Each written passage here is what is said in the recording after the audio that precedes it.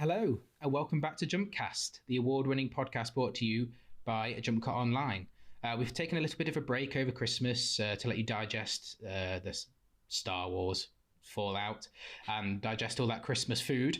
But we're back. So a belated Happy New Year to you all. And we hope you had a good break, whatever you got up to. But a brand new year means change. And things are changing at JumpCast. Not a lot. And hopefully for the better. This year we're going to try and start doing weekly shows, whereas we were doing fortnightly last year in 2019. So this is the first of hopefully at least 50 shows this year, which will be exciting.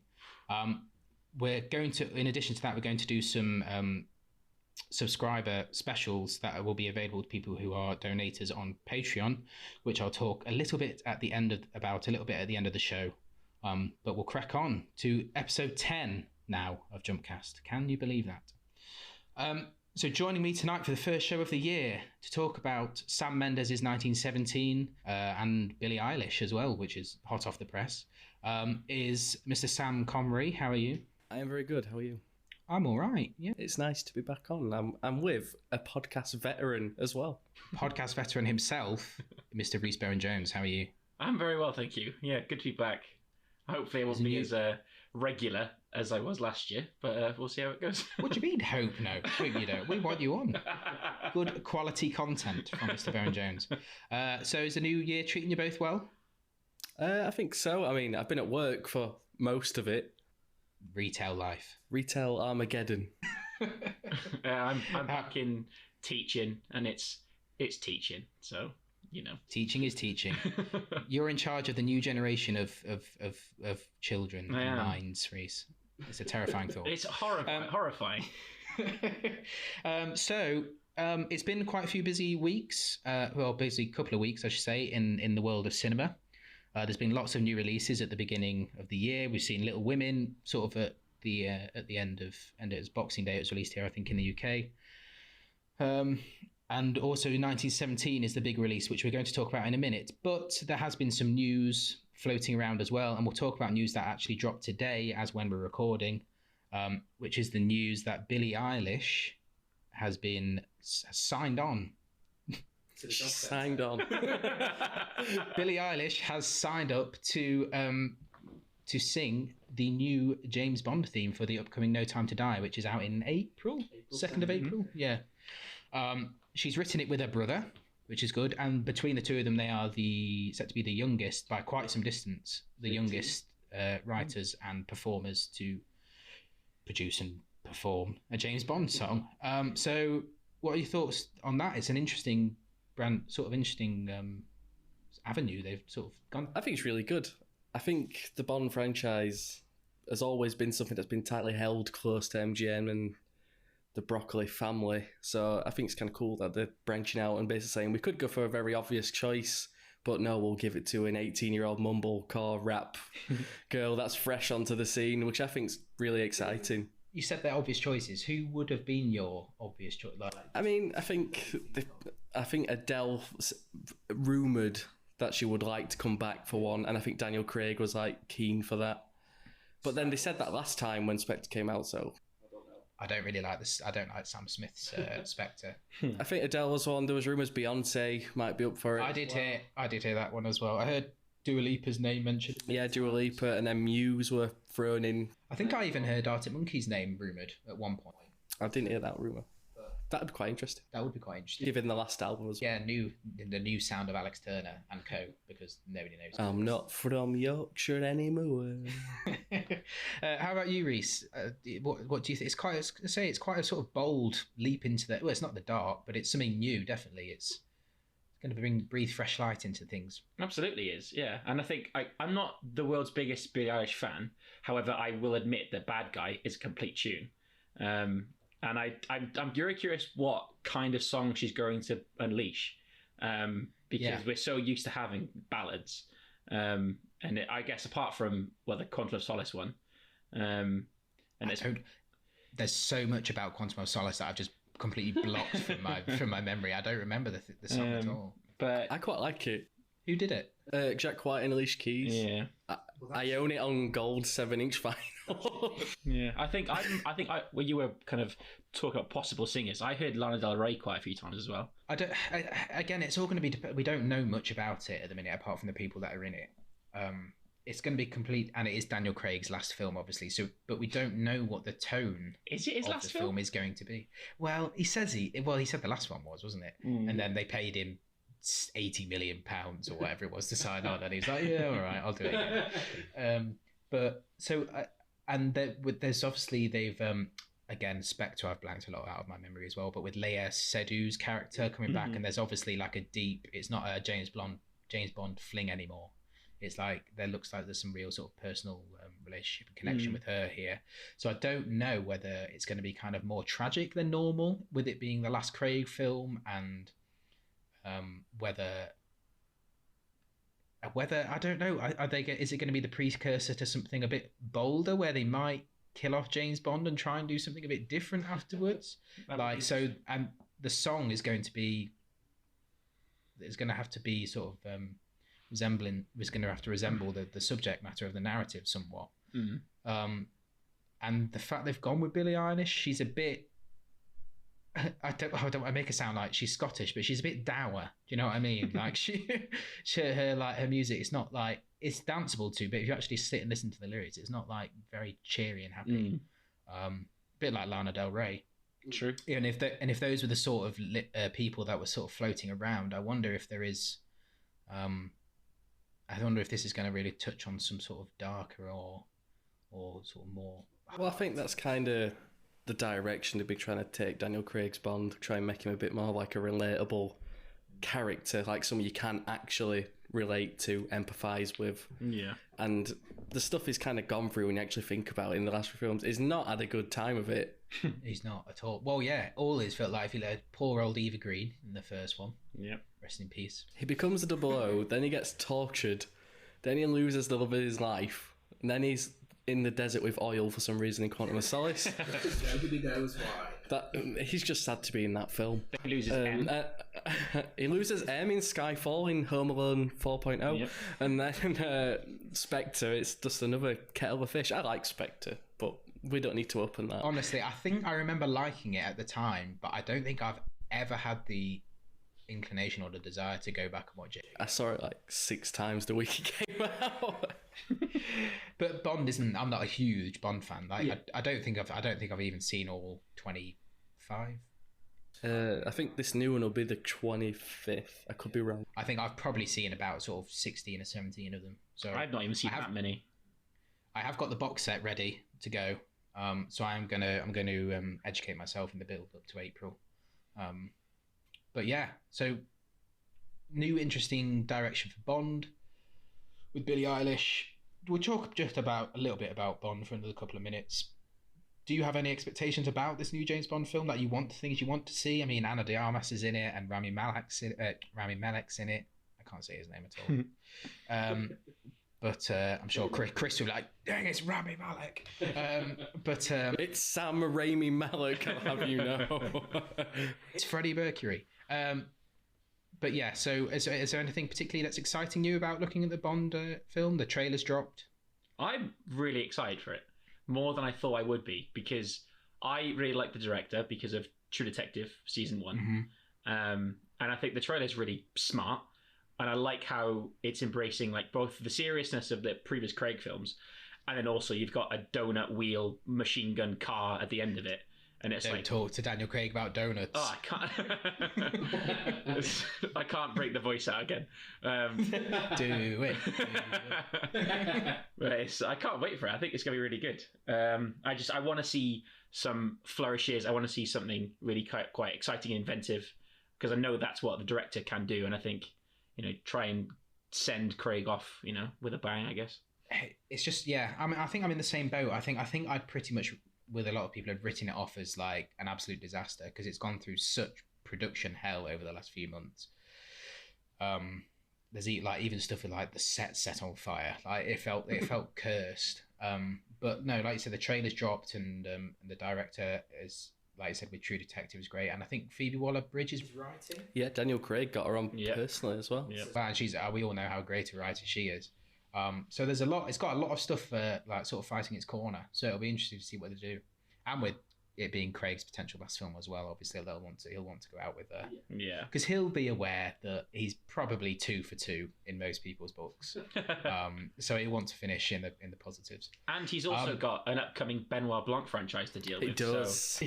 Well, yeah, he needs that sort of thing. I mean, Benoit Blanc or Bond, the two Benoit cinematic Bond. greats.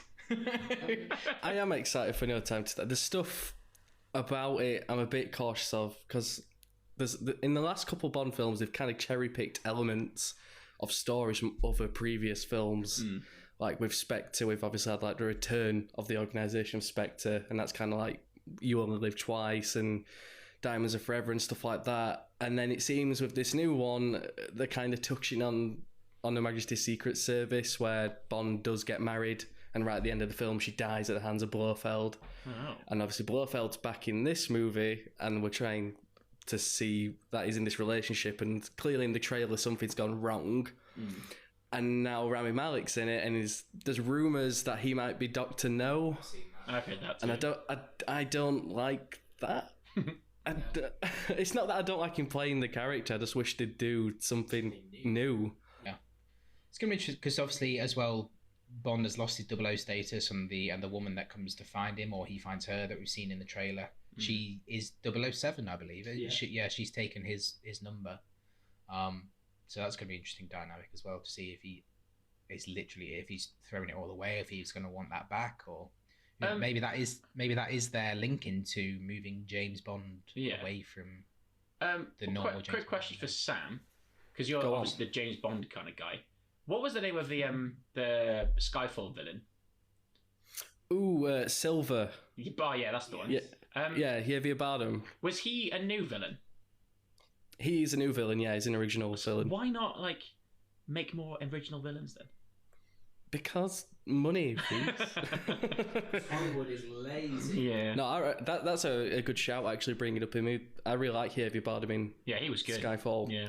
Especially with his little island base as well. And I think they're going for a very similar vibe with Christoph Waltz, well, from the trailers as well, at least the way he was in that confinement. Yeah, in Wakefield, apparently.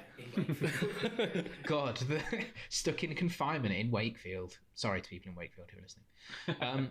But yeah, so Hollywood, stop being lazy and write original villains. We'll move on swiftly to one of the Oscar-nominated films, 10 times no less, 1917. Which was directed by Sam Mendes, written by Sam Mendes and Christy Wilson Cairns, starring George Mackay, Dean Charles Chapman, Colin Firth, Mark Strong, Andrew Scott, Richard Madden, and Benedict Cumberbatch. Quick synopsis for you. 2 young British soldiers during the First World War are given an impossible mission: deliver a message deep in enemy territory that will stop 1,600 men and one of the soldiers' brothers from walking straight into a deadly trap set by their German foes. We'll start way back,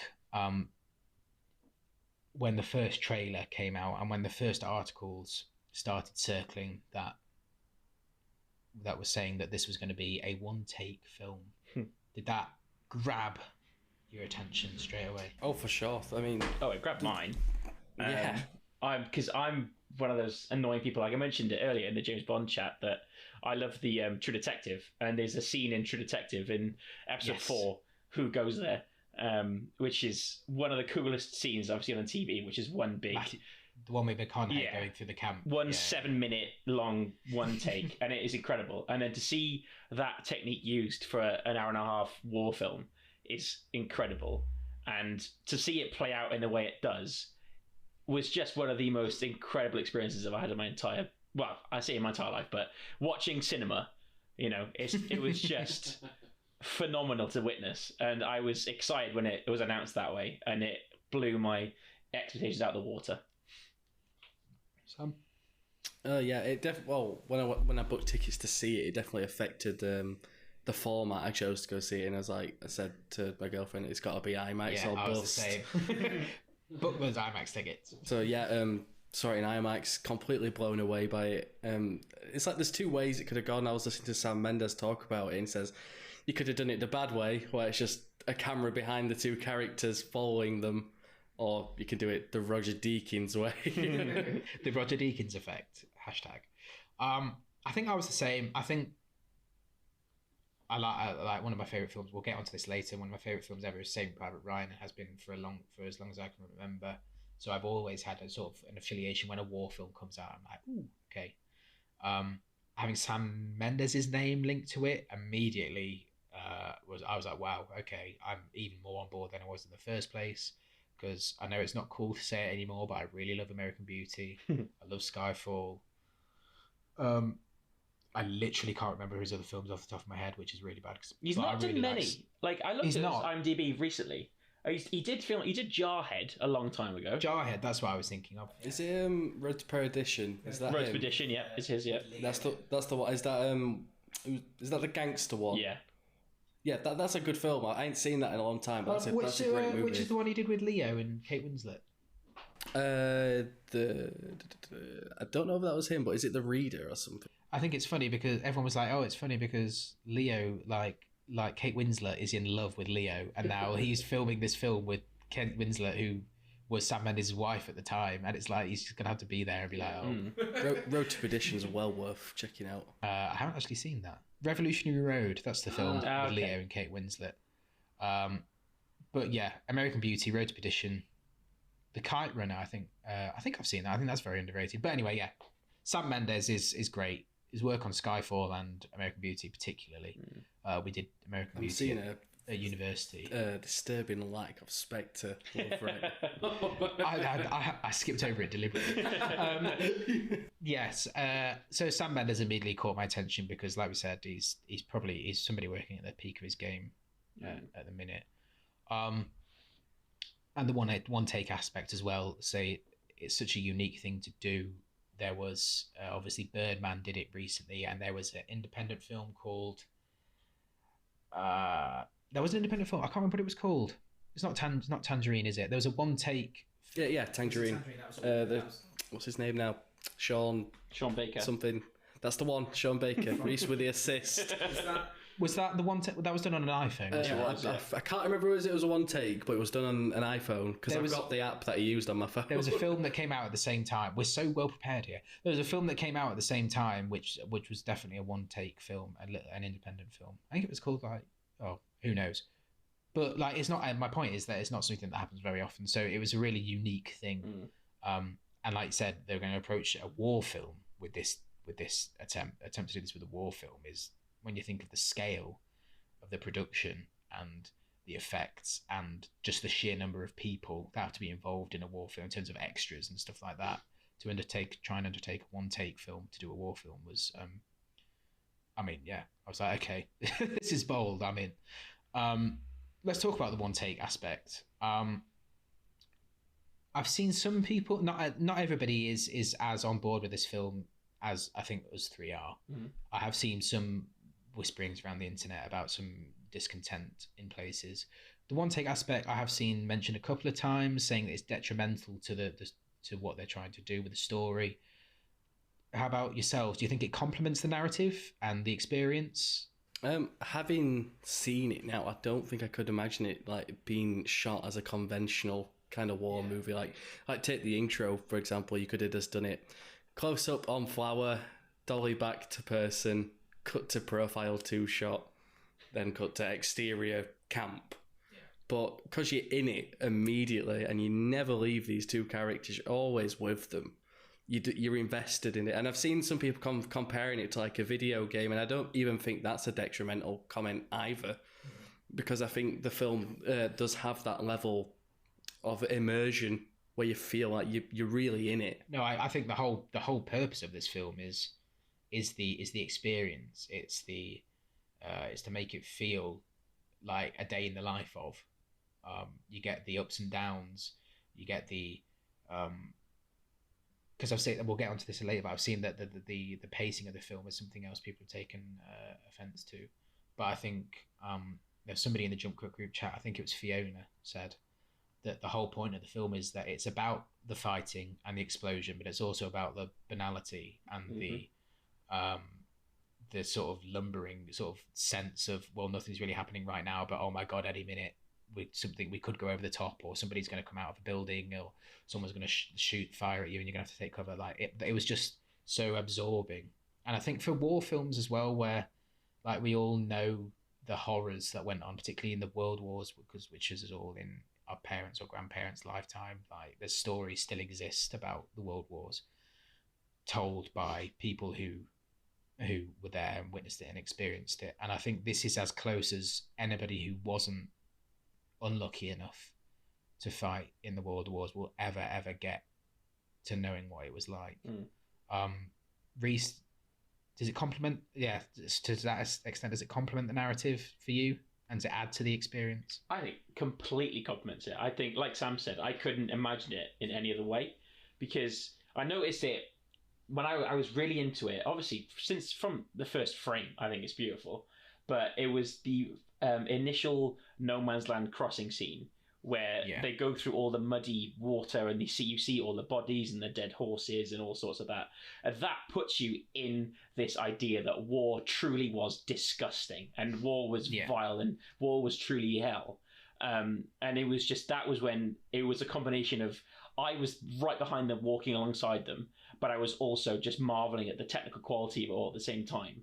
And it just really put the entire thing into this really ground level perspective, more than we've seen in many war films since then, because you truly feel like one of the soldiers, which is a cliche, but you do feel like one of them. No, it's proper boots on the ground, Absolutely. Isn't it? Like that opening sort of 6 hour long minutes it is, where you start off with Schofield and Blake when they're having a kip over in the field or by the tree, whatever they're doing, and you follow them in, and we spend the entire first 10 minutes of this film just walking through the trenches with them. It sort of pinned at the scale of the production, obviously from a film point of view, but you forget just how many people were involved. And this is just one trench of thousands of trenches all over Europe at the time. Like it just brings it home how many young men were chucked into the front line. And then because it is the beginning of the film as well, in that opening 10-minute sequence when they were just walking through the trenches, I was waiting for them to get artillery fired onto them, because I was like, okay, we need when you get told when you're writing a screenplay or pitching an idea for a film, it's like you need to grab the reader, grab the audience by the scruff of the neck, whatever the saying is.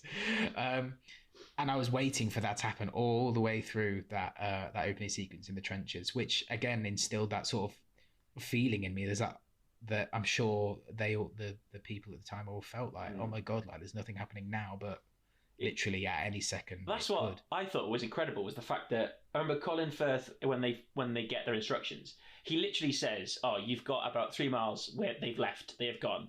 And you doubt it. You don't believe him. Yeah. So you spend that entire segment being like, there are going to be people here. They're going to run into someone, and it doesn't happen. And you're thinking, oh, so this is how it goes. And it has this way of somehow both telling you nothing's going to happen, and it will still make you feel as on edge as you possibly want to be. You mentioned horror films earlier. I think it does incorporate a lot of techniques, I think, sort of technically, that from a just filmmaking point of view, that horror films employ, like the slow crawl, and when we follow in a horror film, you get a blockbuster horror film, you get a woman wakes up in a bedroom, she goes to the door, you follow her slowly out the door at a low angle, so all the shadows and everything looks a bit distorted, and you're following her, and that's what happens. And all the time throughout that, you're waiting, looking in the shadows, is there anything there? I spent the entire 90 minutes, 100 minutes, 2 hours, however long this was, doing the exact same thing. Yeah. Every time they entered a derelict or seemingly derelict building together, I was like, oh my God, looking at every single corner of the room. Whenever they were in a trench, whenever Schofield's in the city of, or town of Écoust. Écoust, well done. Excellent French pronunciation. It was exactly the same all the way through. In every single scenario that they found themselves, I was like, oh my God, what is just hiding off screen? Yeah. I don't know if you guys were the same. Just going off what you're saying off screen, I think this is one of the strengths of the way the film is done as well. It's not just about the horror of war as a violent act, it's about the horror of what you don't see and what you don't know is out there. Like when he first gets to the town before it turns into night. He's just left that squadron, thinks he's just going to manage to get through again with hopefully nobody there, and then the gunshots ripples through. And yeah, it just installs that fear again. It's about the stuff you don't see, and then the stuff that is left behind is the actual horror, like you were saying. I was about to say, yeah. If you think of something like Saving Private Ryan and that opening beach scene, the horror of Saving Private Ryan is the violence. It's literally shoved down your throat in that opening half hour, like with the blood and the guts and the people being dismembered and losing arms, legs, all sorts, intestines everywhere. Like, it's horrific. Where the horror in this is really subdued, but it's so powerful. It's about the decay and the like you said, Rhys, the pure, just like how the disgusting nature of war and what it leaves behind, more than the actual sort of explosions, fighting itself, which I thought was a really interesting take. Like, it was a horror. It's not a horror film, but there were some horror elements, like when they went into those first artillery bunkers, not bunkers, but where they were hiding and they're in the stagnant water, and there was skeletons there, or rotting bodies and rotting horses and stuff like in them. It was horrific, and you felt it because you were there with them. That's the thing. It's like I don't know. It's really difficult to explain, but like, because of the element of the one take, and you go down into the pit with them, and then you come up out of the pit with them, and then you go through the barbed wire with them. Like, I just think it's as close as we'll ever get to understanding the horrors of what actually went on. Just like just thinking about it now, like, my head can't comprehend that there isn't an actual cut in that film. Like, when you think about where it starts to where it ends up, I'm like, I can't believe my eyes saw that in one smooth motion, pretty much. Like, yeah, the only obvious cut is obviously the time jump when he's unconscious on the stairs. Yeah. And it turns dark because Sam Mendes wanted to do sick things with lighting, which we'll get onto later. We need to talk about so badly. But yeah, like you said, I think there was only one that I noticed where I was like, okay, that's where they've cut and started a new scene. Yeah. There was one where I'm going to call him Tomin Baratheon, because I can't think of his actual name. Blake, yes. When they were about to approach the orchard and the farm, and he looked up to the sky, and we span around him, and then we went back down in, and I think I noticed one there. Yeah. But like you said, it just boggles your mind when you actually sit down and think about it and say, all right, okay, well, we started off with the tree, and then they went through the trenches. And then they got out the trenches, and then they went into the bunker, and then there was the explosion with the rats, and then and then they went, and then you just carry on forever. I know. There is a really, really sneaky snitch. There's a snitch in the film, probably somewhere amongst the ranks, but there's a stitch where, as the plane is coming towards them, and obviously the camera's behind them, they're running towards it. There's a stitch in that bit. No way. Yes. Oh my god. So obviously the plane lands and it's on fire. Yeah. As they're approaching it, I think as the camera passes Blake's back, it starts a new shot there and goes into the practical plane to bring the two shots together. Amazing. Yeah, we'll talk about Blake and Schofield then, really, as our protagonists. We'll move on to that a little bit and away from the one take thing. One of the other aspects that I've seen people criticise is the narrative, and that is a bit short on substance. In that it's two guys, they get given a mission, they'll walk across the field, come across a few obstacles, and then deliver their message. Like, do you feel like it was something that was sacrificed? Do you think the narrative was sacrificed slightly because of the technical craft on display, and they couldn't do both? Obviously, you can't go too far reaching with a narrative and complement that with, if you're going to go for something as technically bold as this. Do you think there was... It's like I was saying earlier, you could have shot it the conventional way, and if they did that, they could have shot it like the dialogue scenes between really like tight, emotional close up on the face when they're getting upset. But the fact that it is like that, I think it makes the story stronger, because at the beginning of the film, I don't think it's necessarily clear that they are friends prior to us meeting them. I think it literally was just the case he was the guy sat next to him, And that kind of speaks to how kind of unpredictable war is anyway, and they're thrust into this situation. And I think it only makes it stronger when we get to know them a bit and they do talk to each other. Are we going spoilers? Oh, yeah. Spoiler chat. And then when Blake does die, which I like in retrospective now, having seen the trailers, he's not in a lot of the footage. Yeah. I was about to pick up on that. When I watched the trailers, I was like, when I went to see this film, because I was loving it so much, I was like, oh my God, I don't want this to end.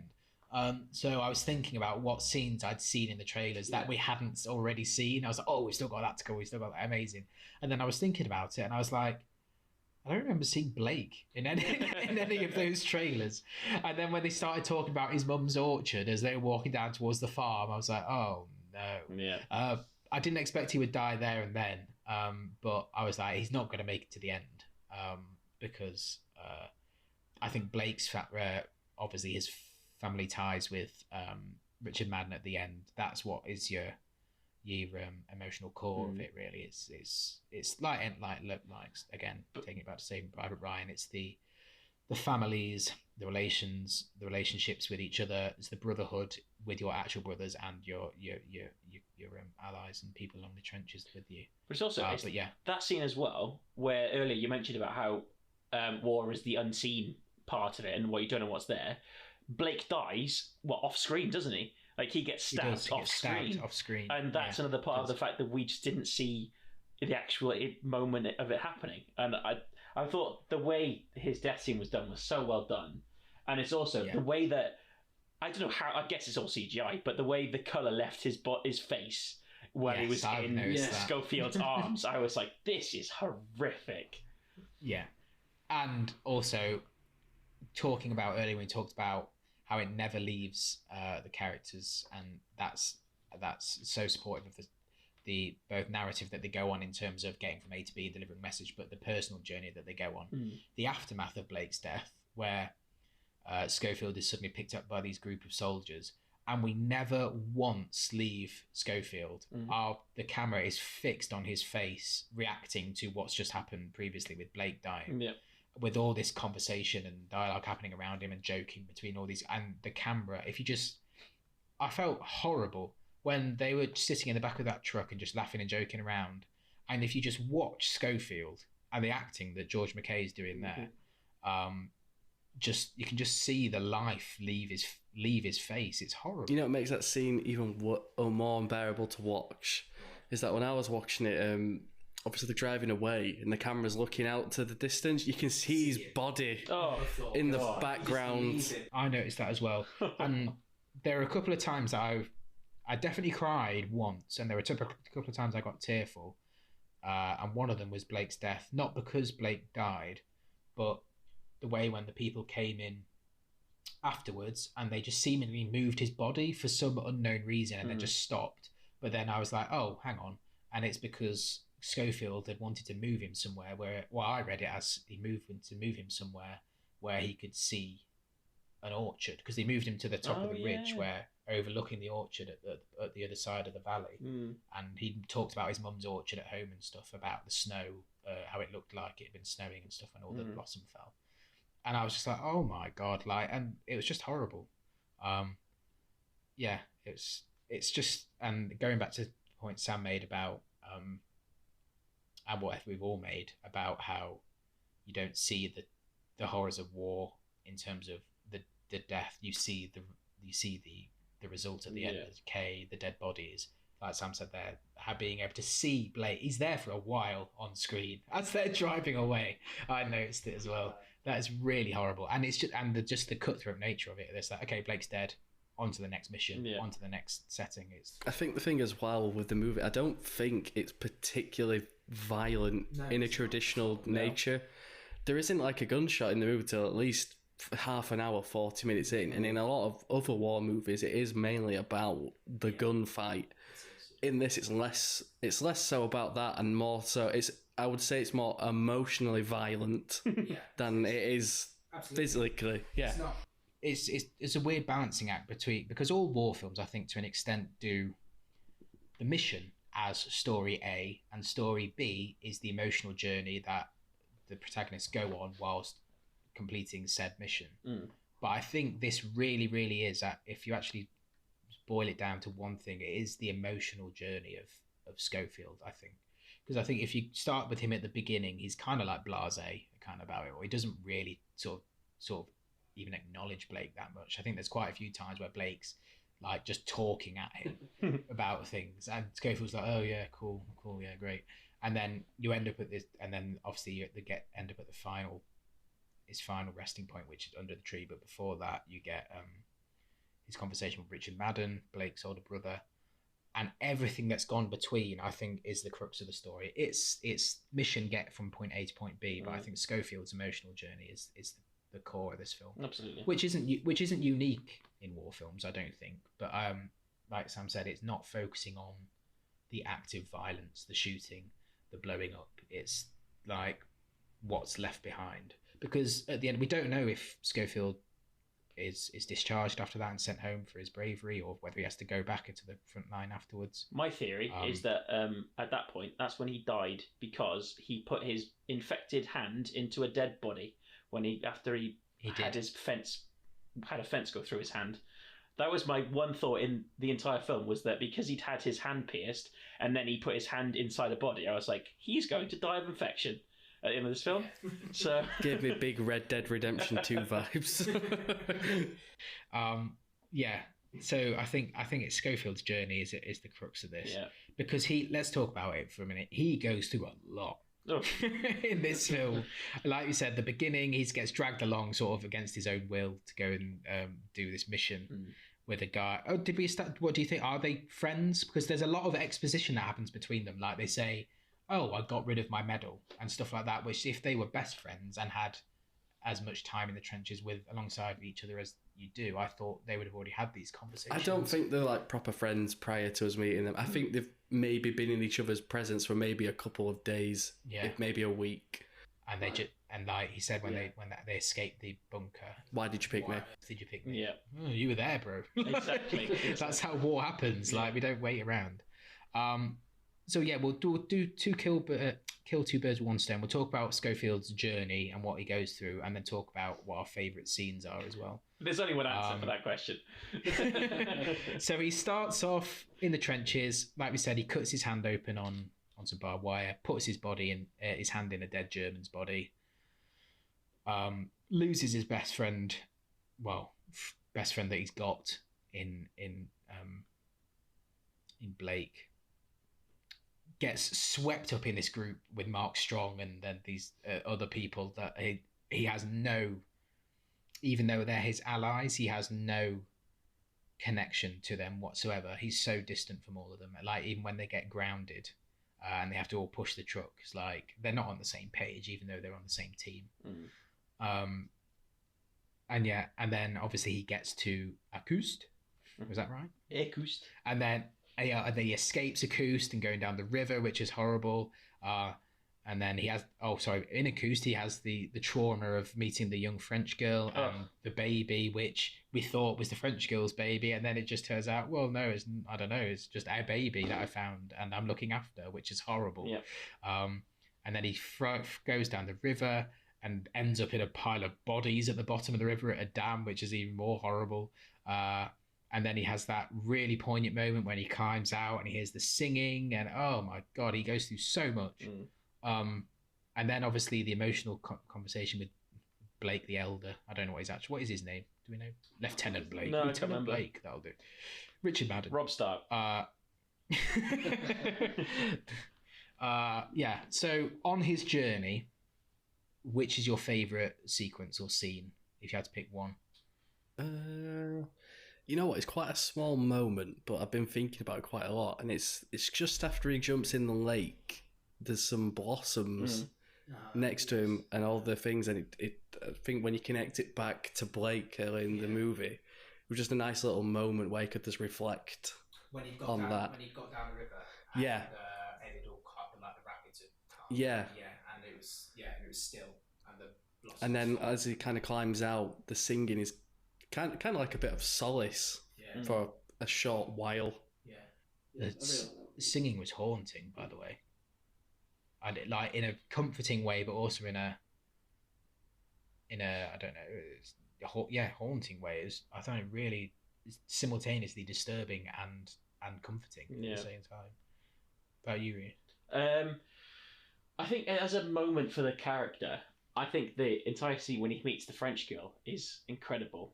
And it really you add kind of new light to it after you discover that he's got his own family that he keeps, in his little pocket in his chest. And I really like the small moment of when he took the milk from the bucket, and then the woman's like, he needs milk, and then he's like, I've got milk. I just thought that moment was just so sweet, and it was like a rare moment of kindness, for these two people, where it's like he can do something good for her, and she's grateful for what he's done for her, and it was just such a nice moment. And that was just in the middle of probably potentially one of the greatest scenes I've seen in film all year, and not in 2020. I mean, since last year. With the whole acoust stuff. So. I think just talk about the juxtaposition of acoust and that basement where he meets the French girl. It's just, it boils everything. Like, we've seen like such a spectacle beforehand, like, because war is a grim spectacle, like, especially on film. Like, it's always, because film is made to be entertainment, and we want to be entertained. We want to see and sort of be slack-jawed at the whole experience, because we're all quite weird animals and creatures, really, who like to delve into that kind of thing. But do you know what I mean? Like, war films are a spectacle, and we've up to that point we've seen a lot of sort of spectacular things and sequences with the whole explosion in the bunker and the no man's land scene. But I think that scene with the French girl just boils everything down to the level where, at the end of the day, war involves people. You quite often forget that, especially in a film, that these are people, they're human characters, and war affects people at a completely sort of base level. And that just a lot of it's not a technique or a scene that is unique here. Like, you see loads of war films where your protagonists are marching across the countryside and come across a French family hiding in a barn somewhere. But it just really reinforces the human tragedy and the human despair of it all, especially given the fact that the baby wasn't hers. It's clearly lost its parents, or its parents have left it. And it's just pure human kindness and goodness that she's found this baby, taking it on when she's not even got enough food for herself. And then obviously what we said, knowing about Schofield's family later on as well. The way he gave the majority of his rations over to the two of them and the milk as well. It was just like, take it, because it's just people trying to help out one another in desperate situations. But we'll move on to the acoust bit. I know you want to talk about it, because it was pretty good, wasn't it? Oh my days. Like, the second it started, when the camera slowly zooms out the window of that tower he nearly got killed in, and then you've got the flares shooting up, setting off these really weird shadows on the ground, and then you've got the fire in the distance, and then the soundtrack swells up. You're like, I don't know where to look at this point. And I think that entire sequence is one of the best things I've ever seen, because it was just the fact it was all one take as well just adds even more to it. If that was in a film that had regular cuts, it would have still looked impressive. But the fact that it was all done in one smooth shot was, oh my God, I don't know how to explain how much I adored that sequence. And it's one of those things that I'm going to come back to time and time again. When it comes out on Blu-ray, I'm going to watch that sequence just from start to finish 50,000 times, And it's, I could watch that forever. The way they made it as well, if you watch this video on YouTube, they actually, because they had to figure out how to project that kind of light realistically. I mean, they're bending a few rules with how shadows are portrayed, but they actually built a miniature set, like a model set, which is accurate to what you see in the film, and basically got loads of different like mini lights and shone them around it to see how the light would spin around the set. Yeah. And then that's how they basically just went about it, and blew us minds. The scale of the whole film is remarkable, but that scene particularly is just For me, I think that's where the film truly cements Yeah. itself as like saying, yes, I am a really fucking good film. That's when it takes its shirt off, stands on stage, and says, "Look at me." Echoing what Rhys said as well about the soundtrack, it just hits you Yeah. like a punch to the gut as soon as it does that really amazing swell when the flares go up. Like it was dreamlike and nightmarish at the same time. It was like it was like it felt like you're on acid or something. Like it was so bizarre, but beautiful at the same time. Like you said, the shadows that they managed to create and the way they distorted, it was just I'm a bit kind of lost for words for it. I, from a technical point of view, I don't know how on earth you begin to go about doing that, so I can't really talk about that. I like how it went from that as well into the kind of signature silhouette style of Deakins as well. And then, there's a way to shoot particular colours, and I think the way he captures like yellows and blues as well. The bit where he's stood in front of the burning tower reminded me of Skyfall quite a bit at the end, with Bond running away from his house, which is actually on fire as well. So yeah, it was good that it kind of segued from this kind of something a bit different for Roger Deakins, actually, the kind of way they shot that into the more traditional kind of vision you see from him. Then there was also the fact that with that silhouette bit when he looks onto the burning building and you've got the cross in the foreground, and then you see that strange dark figure approaching. Don't. Is he foe? Is he friend? And then he That's shoots horrifying. at him. Oh my god. Oh, I just... the fact that you had to get within 20 yards of each other before you could tell. Like, is that my friend or is he going to shoot me in the head? Like, it was horrible. That cross you just mentioned, I thought that was a cross. I don't think it actually... because I was like, because obviously war and religion go hand in hand, but that's a completely different topic. I don't think it was actually a cross. I think it was a fountain. I think so too. But they made it look a hell of a lot like a cross, which I thought was really interesting. Again, playing on the shadow idea and stuff. But yeah, that sequence where the German is stood in front of the big, it's like a town square, isn't it? Yeah. It's the big whatever building it is. And again, we haven't talked about the sound yet, but when that bullet again just rips past his head at that point, and earlier before when he's manoeuvring his way over the broken bridge into Akous, the sound design and the effects, again, Sam, you saw it in the same screen I did with the IMAX as well, so I don't know if that was exacerbated and made better for us than for you, Rhys, because you saw it in plain simple man's cinema. But the sound design in its different points as well. We mentioned horror films earlier. I think 1917 has 3 or 4 of the most effective jump scares I've ever seen in my entire life. Like when the rat explodes in the barracks and bloody hell, that made me shit my pants, and it was oh god. It's because it kind of cut. I can't remember if it was Schofield or Blake who was talking at the time. It just cut their sentence in half because I was expecting them to just finish that. They were, and then that was horrible. Yeah. What are the other ones? So I can really. Well, you've got like the bit when he first gets shot at when he's crossing that bridge into Akous for the first time. And then I even jumped when he opened the door and then the German that was on the floor shot at him. That made me jump as well. Yeah. I think it was the gunshots. The gunshots were so loud, and but because they just felt so real, didn't they? They felt as if these have shot actual bullets. And I really loved the bit as well, just before he goes into that tall tower, when you don't know where the shot's coming from until he kind of spots it. And even then, you can see the faintest glimmer of a helmet in the window. Yeah. You've got to strain your eyes to really see it, but you know it's there. And then you know also when he finally hits his mark and he gets it, and you just, oh my god, I could talk about it all day.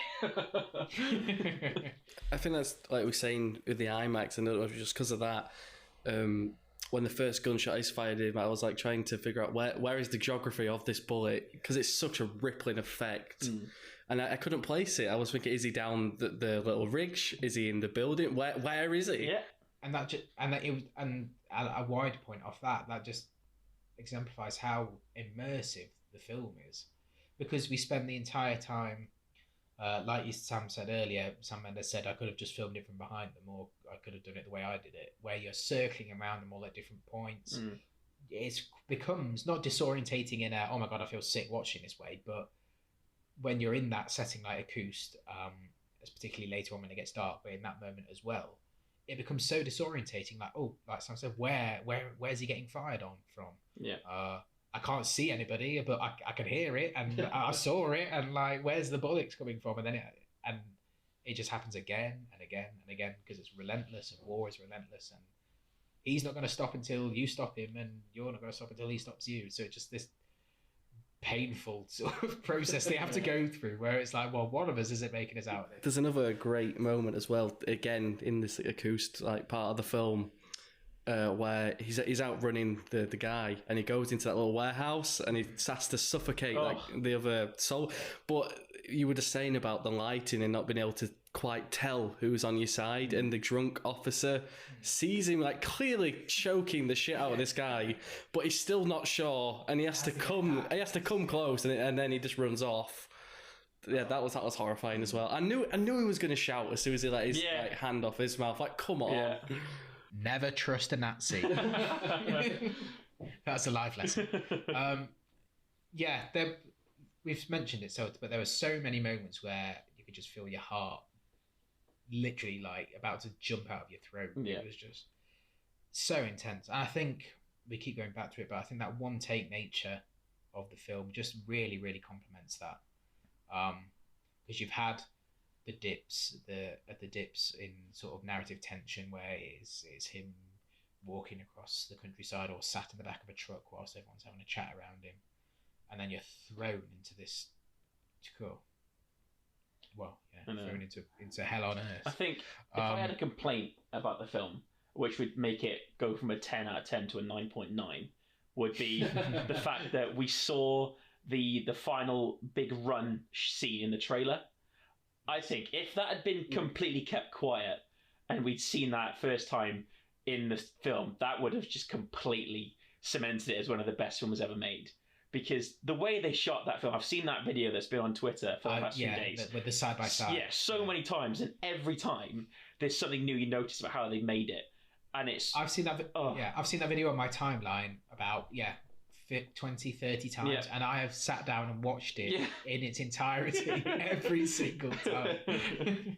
I think what blows my mind as well, I don't know what shot specifically where it changes, but for the majority of the movie it is one lens. It's just a 40mm lens, and they say that 50mm is the closest to what the eye sees.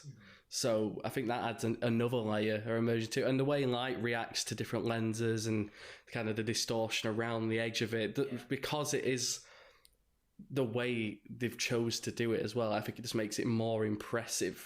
And the fact, when you think about like the editing and stuff as well, and I was saying earlier how that you could have done it the traditional way where you have 4 different shots for a specific scene, the fact that they're using this one lens, which is quite a tight lens anyway, to get all these different shot types within a one take scenarios. So you've got your wide, your close-ups, your extreme close-ups, and your establishing shots, just all in the same maneuver.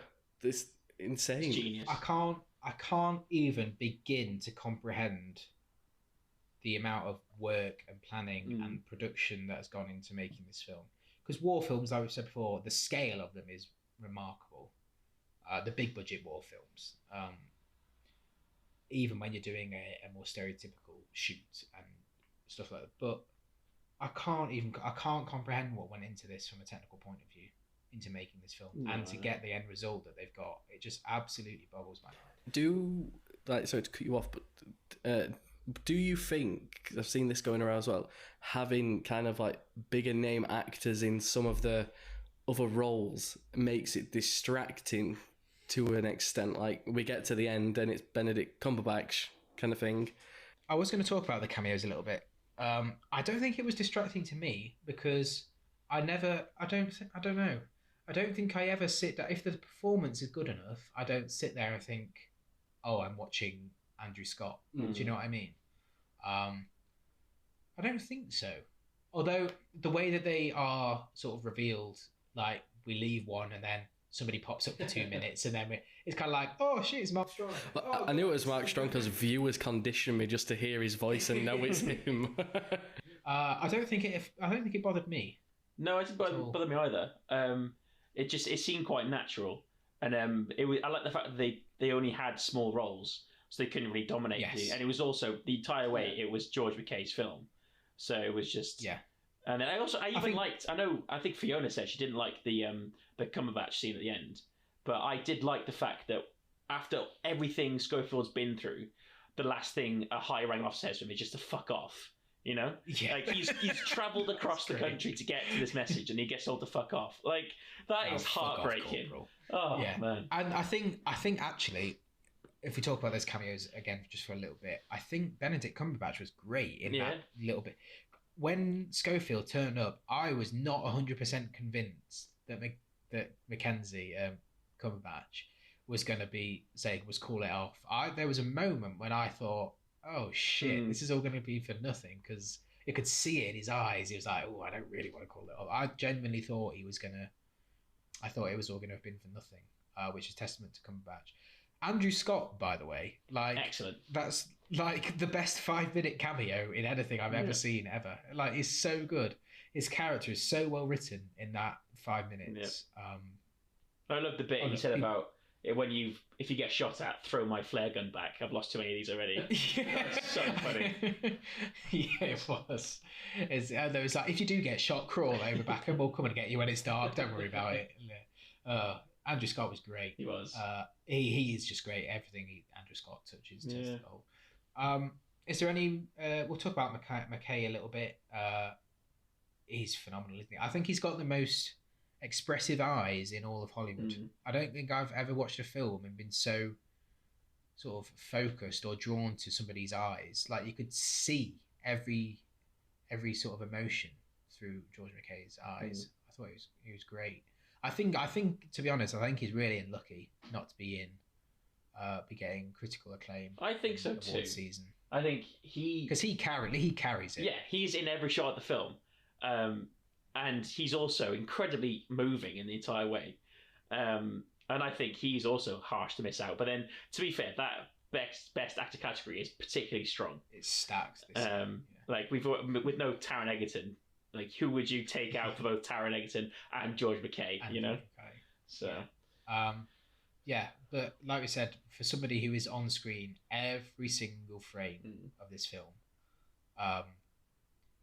he's the work he does to keep the narrative pushing forward. Because there are times where the narrative is in inverted commas slow, where we're following him walking through the woods on his own, or we've got watching him navigate a staircase or something. But do you know what I mean? But it never once lulled. There were moments of slow narrative, but I never thought once, oh, like, okay, like, can we move on to the next set piece? I agree. Yeah.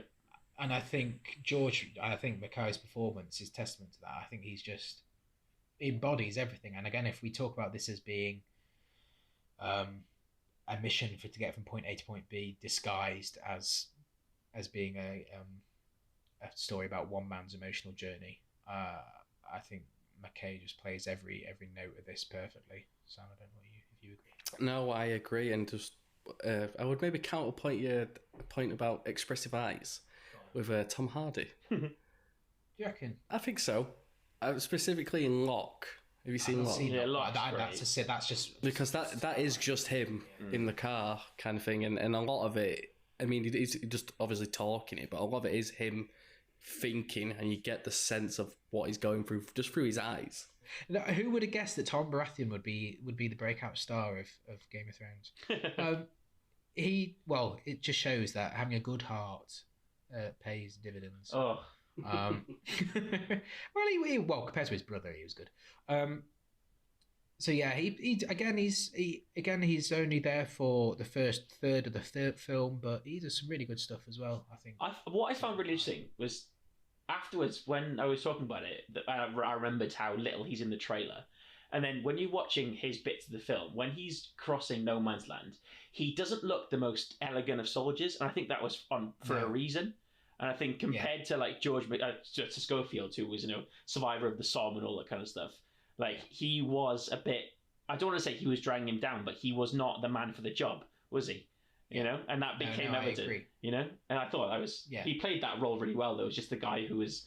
He didn't realize how serious a job he was doing until shit hit the fan with the plane. He was like the baby faced sort of innocent going in with hope and because they even made, I don't know how old Dean Charles Chapman is compared to George Mackay, but it can't be more than 8-10 years between them. But there was a distinct look between the two of them. Like they made Blake look really, really young, baby faced and innocent, and Mackay a little bit more hardened and weathered. And I think they offset each other perfectly. Like when they were talking about when Mackay had given away his Medal of Valor or whatever it was to a French general in exchange for a bottle of wine. Like that just perfectly encompassed those two characters together. When Blake was like, "Well, why on earth would you do that? Like, it's a medal. Like, you've earned that. That's for your family. Like, that you can go home and say how proud you were." And he's like, "Well, yeah, but I wanted a bottle of wine." So. Like, it just shows at what point in the journey of experiencing war those two characters were at, and how distant they were.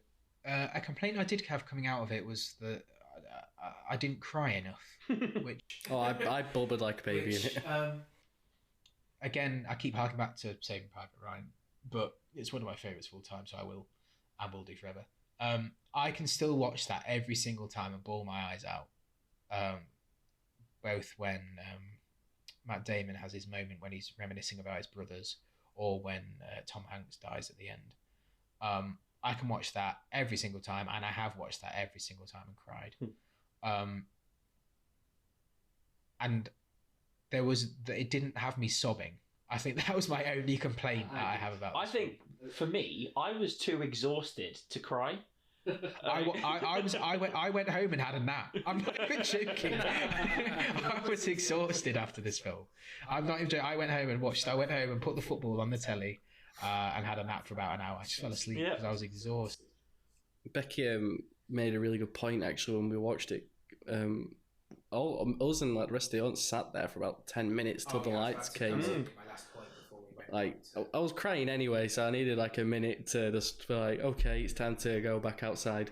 But we all just sat there for like 10 minutes. Nobody got up, got the things, or started talking until the lights came up. That was exactly the same experience I had in my screening. The bit in the middle where it cuts to black for it feels like an eternity. When they do the time jump, you could literally hear the entire cinema like stop. Yeah. Like everybody who was chomping on some popcorn or whatever, or having a drink, just stopped in their tracks, and like you could hear everybody's breathing at that point, and it was exactly the same when it ended. Apart from this one woman and her child or son, not child because it was 15 obviously, but like they got up and walked out like as Schofield went and met Richard Madden. I was like, what are you doing? Like, this is literally the emotional payoff of the film. Like, you're running away. Maybe they're scared of their emotions. But yeah, as a side, the same experience in my screening as Sam's. Nobody moved for a long time. It was at least until like the actual rolling credits came up. Yeah, and the lights came up. I think what hit home to me, I think at the end was when it came up that the story was based on the stories that Sam Mendes, I think it's his grandfather, had told him. And you always forget when you're watching a film that it's kind of like, we all love film because it's escapism, and we can live different lives and see things that we wouldn't get to see in our everyday lives. And so you kind of forget that this kind of film is based on real stories from real people. And when that came up at the end, I was just like, oh, like, it's not a direct story that Mr. Mendes senior had told him, but it was influenced by people that he knew and stories that he'd heard and stories that he'd retold to Sam Mendes.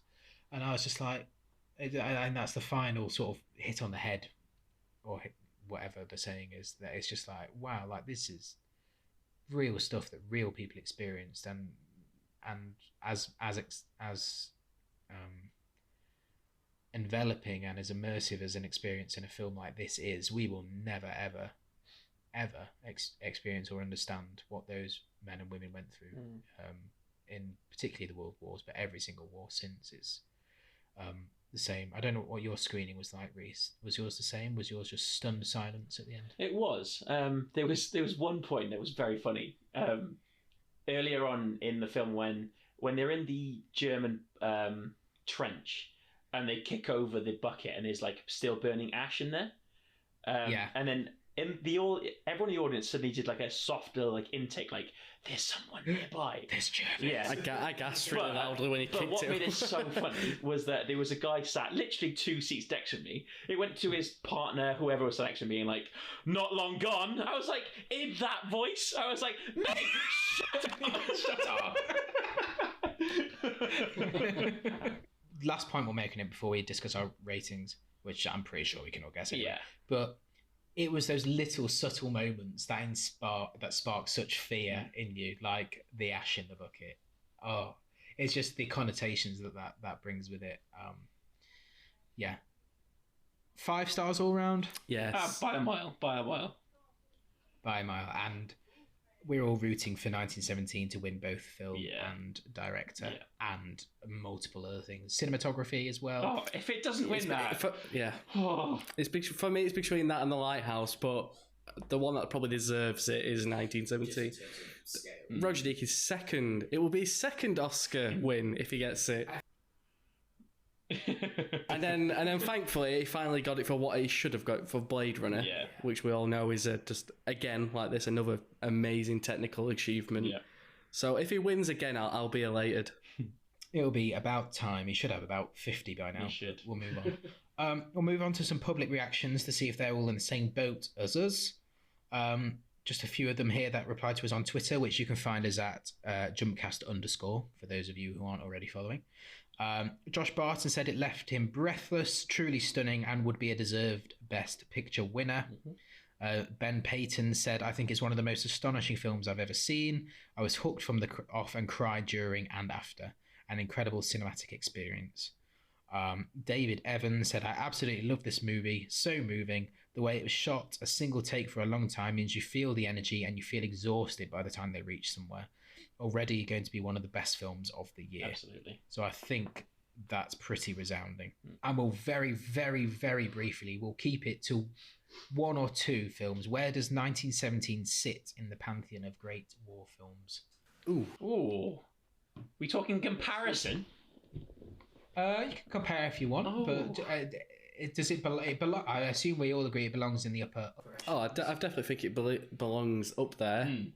I think it was Stan from Jump Cut, the other Nick, who was saying the other day, Team 1917 or Dunkirk as well, and I was thinking, I think I do prefer 1917, and I would rate them both the same. I think they're both 5 out of 5s, but for different reasons. But I think 1917 just takes it. I prefer 1917. I thought Dunkirk was an astonishing achievement in as much as this is, but I didn't. It's the Nolan film that I've liked least over the last however many years. I don't know, for some reason it just didn't strike a chord with me, and that's not any slight on it, as I said, as a film or as a technical achievement, but there was just something I didn't strike with me about Dunkirk. I've mentioned Saving Private Ryan, which I think is a precedent which has you could hold any war film up to and compare it to Saving Private Ryan to see how it matches up, because I think that is I think that's pretty much as good as it gets in terms of story. It's a different kind of horror of war, but that opening beat scene I don't even have the words. And again, that's down to the boots on the floor type way it was shot, that you're in the firing line there. A couple of other films I mentioned that I really like. I think David Ayer's Fury is really underrated. I think it's got John Bernthal in it for starters, so that's a massive plus for me. I think, and Sheila Buff's great in that as well. It's a really good ensemble cast there. It's a bit macho, Fury. I don't think it'll be everybody's cup of tea, but I think that's a really underrated war film. I think a couple more. I've got Fury's great. I'll present to you. Fury's great, but I will never forget there's one like tank shootout scene where all the bullets are like red and green. Yes. And I've never Is there? understood why. Yeah. I've never noticed that. Watch it again. It's so bizarre. It's like Star Wars. Yeah, it is. It is. It's the scene where they come out of the woods, isn't it? Yeah, I think it is, yeah. there's two German tiger tanks in the field on the other side, and then they have that fight in the field. I've never Yeah, noticed honestly, that. you need to go back to watch it. I will now, purely for this. It's less about war as a thing and more about the person, but Downfall, I think, is a great film about Adolf Hitler. German film I would highly recommend. When I used to go to Germany on exchange trips, I watched it over there for the first time with the family that I stayed with, because their belief system, and I think the education belief system in Germany, is that this thing happened. We need to educate people as to why this thing happened and why it can never happen again. And Downfall, you've probably seen a scene from it. It's a very there's that meme scene, yeah. Yeah, where you've got Hitler kicking off at all his generals. They're like, everybody who does this, get out, and then he just kicks off. So if you haven't seen Downfall, 100% watch Downfall. And similar ilks, not about fighting in war, is The Pianist, which again I know is not really cool to say anymore because of the Polanski involvement, but I think The Pianist is a great film. It is really good. And I'll go for a classic as well. And before I hand over to you guys, I think All Quiet on the Western Front, the 1930 version, is one of the best war films ever made. It's incredibly moving and well made. Again, especially considering that it was made now 90 years ago. It's amazing. It's got an iconic shot of a pair of hands, severed hands stuck on some barbed wire, which with no body attached, which again at the time in 1930 was quite something. So those are my nominations. If we've kind of stuck to world wars there, which you don't have to. If we were branching out into wars, I'd go historical wars of all thousands of years ago. I like Troy. I think Troy's a guilty pleasure of mine. 300 is great as well, but I'll leave it up to you guys to set the parameters. Best war films. Well, before I get to my particularly spicy one, yes, you warned me. There's a spicy thing. I will start with one that I do think is very underrated. Enemy at the Gates with Jude Law. Great film. Yes, it's been a while since I've watched it, but again, that's a really good one. Just kind of similar to this as well, the horror of the unseen. What you can't see is him deep in the trenches, trying to get the best kind of vantage, and you just don't know. You are you're in over his shoulder, experiencing that. He's a sniper. He's a sniper, but there's a rival sniper on the other side who's like as good as him, and it's kind of like this. I was just trying to. It's not so much like a game of one-upsmanship, but they're aware of each other, and it's about them eventually kind of crossing paths. Yeah. That's really good. Inglourious Bastards. Great shout. I would put in there as well. Goal Army moment. I've only seen it once. It's one of those Tarantino films that I remember really liking and know I should go and revisit. I have only seen it once, but I do remember. And Fury, like you said, and now for the spicy one, it's not a war film. Okay. It's more of a football hooligan drama. Is it Green Street? It is Green Street. Because it's the war of football teams, the war of football hooligans against each other for supremacy, and it's not just about that. Like we've got these two leads that develop this bond throughout. You got Elijah Wood as the naive American journalist who meets Charlie Hunnam's fantastically cockney football hooligan. One of the worst accents of all time. You got to stand your ground and fight. If that doesn't scream war to you, then what does? I mean, it's animalistic, raw, just knuckle. It's pretty violent. It is violent. It's humanity at its most. I mean, the film ends with a climactic battle on a trench battlefield of sorts. It's boots. It's Adidas on the ground. That's what it is. Adidas and Lonsdale hoodies on the ground. I like it. Left field, but I like it. Question is, have you seen Green Street sequels? No. don't bother. But although Rhys. I was told Green Street 2, whatever it's called, wasn't that bad. I think I've seen one of the Green Street. One of Green Street sequels is set in a prison. That might be the one I've been told about. Yeah, it's not good. Leave it just live in ignorance that any of the Green Street sequels exist. Rhys. I've never seen Green Street as a tragic. Have you not? No, I've never seen it. I should watch it, but so I picked up 4. One of them was Saving Private Ryan, which is one of the classics, and I think my friend from work has actually watched it for the first time recently, and she's been obsessed with it since then. She's just talking about all these different scenes, and I'm kind of like reliving it through her, which is amazing. It's amazing. It's amazing. So my 3 other picks were, I only saw it for the first time last year, but I saw the re-release final cut of Apocalypse Now, which was pretty sensational. And that was one of those films that it was nearly 3 hours long, but I was completely hooked by it the entire way through. And I just think I love the way that, particularly in the last the last third, I guess, in the final act, the spoiler alert, the Marlon Brando appearance is kind of like portrayed as a bit like a monster movie, where he is this kind of like dominating Godzilla type, creature that is overlooking his kingdom, and it's amazing. So that's one of the best. It's on my to watch list. Oh, it's phenomenal. I've got the DVD waiting at home. It's just definitely when it's something like a classic like Apocalypse Now, it's building up the courage to watch it. At this point, I've lived 26 years of my life and not watched it. When is the right moment? It's fantastic. But it's on my watch list. My second pick is Hacksaw Ridge, which I think is very underrated. I did like Hacksaw. I was going to put that on my list, actually. And I was telling my friend about it today, and I was just the way that it's kind of like made. I think this is what it was actually like, but the way that the ridge itself is up on top of the cliff, and then they go onto this empty war battlefield, and all of the shit that hits the fan when they're up there is so brutal and violent, and Andrew Garfield's really good in it, and it's a great film. I know Mel Gibson is better left unsaid. We're sensing a theme here. I'm Roman Polanski. I'm leaving him aside. You can leave Mel Gibson. But Hacksaw Ridge is really good. And then my fourth pick, that is also a bit left field, but it is still a war film, is Tropic Thunder.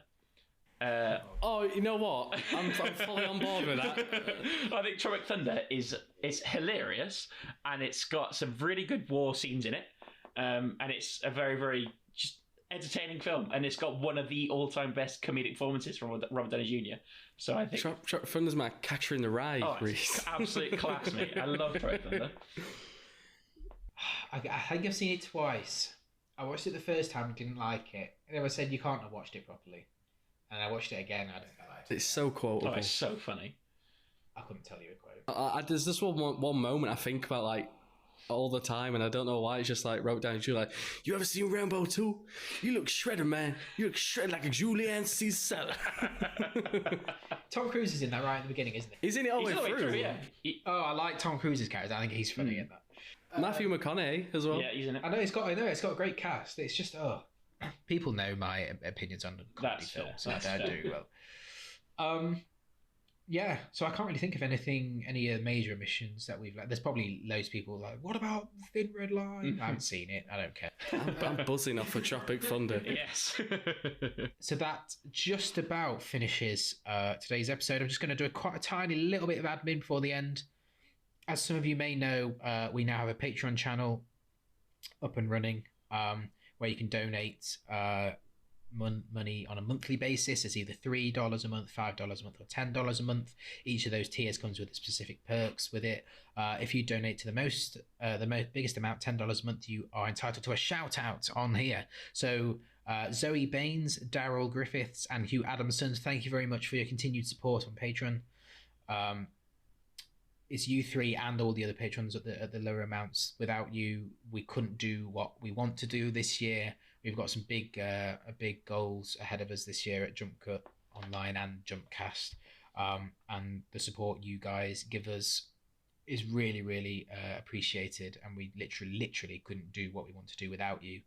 To those of you who aren't already subscribed or signed up to donate to us monthly, you can do. You can find links to our Patreon subscription page and stuff on the website, and we tweet about it quite regularly at the minute. We appreciate that Christmas and New Year has happened and money is scarce for most of us at this time of year. But any contributions anybody can make, we greatly appreciate. I think that about wraps it up. Next week now, because we're doing weekly shows here on JumpCast, Dave is going to be back for his first show of the year. He's going to be joined by Corey and Holly, I believe, and I think they're going to be discussing Just Mercy, the new Michael B. Jordan film, which is getting good reviews. I've some people have seen it at festivals and stuff at the end of last year. I think they really enjoyed that, so they may. I think they're doing that. They may decide to do something else, but that's what's penciled in at the minute. That just leaves me to say thank you to you for listening, and thank you to Sam. Thank you very much. It's good to be back. Rhys. Thank you. Thank you for joining me both tonight. Look after yourself, go to the cinema, enjoy films, keep watching, keep listening, and we'll see you next time.